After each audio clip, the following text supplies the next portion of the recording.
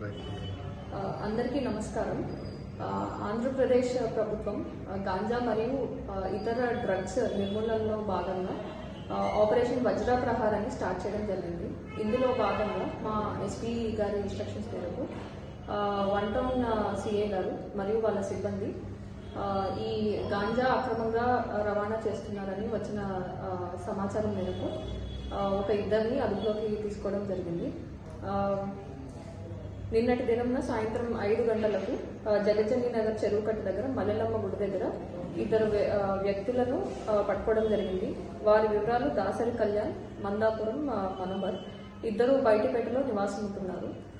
వారిద్దరి వద్ద దగ్గర నుంచి 2 కిలోల గాంజా అలాగే 2 సెల్ ఫోన్స్ సీజ్ చేయడం జరిగింది. సో వీళ్ళు మామూలుగా గాంజా తాగడం అట్లాగే మద్యం సేవించడం ఇట్లాంటి చెడు అలవాట్లకు లోనయ్యి వైజాగ్ వెళ్ళి వీళ్ళిద్దరూ కూడా అరకులో అక్కడ తెలిసిన వాళ్ళ వద్ద దగ్గర నుంచి వీళ్ళు కొద్ది రోజుల క్రితము వైజాగ్ వెళ్ళి అక్కడ దగ్గరలో ఉన్న అరకుకి వెళ్ళి అక్కడ తెలియని వ్యక్తుల వద్ద నుంచి ఒక 2 కేజీల గాంజా కొనుగోలు చేయడం జరిగింది.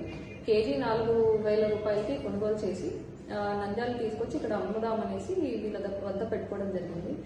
ఈ అమ్ముదాం అనుకునే క్రమంలో మేము పట్టుకోవడం జరిగింది.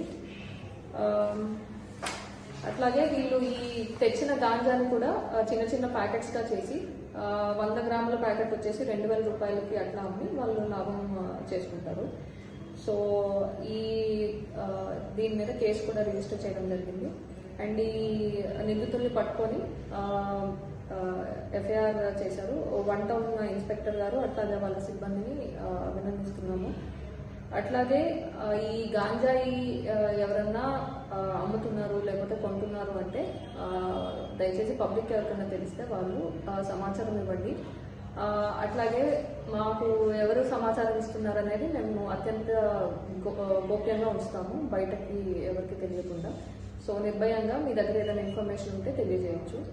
అండ్ అట్లాగే ఇలాంటి వ్యసనాలకు దయచేసి స్టూడెంట్స్ కానీ లేకపోతే యూత్ కానీ ఎవరైనా సరే ఈ వ్యసనాలకు దూరంగా ఉండాలి. వన్స్ వీటి బారిన పడితే బయటపడడం చాలా కష్టమవుతుంది.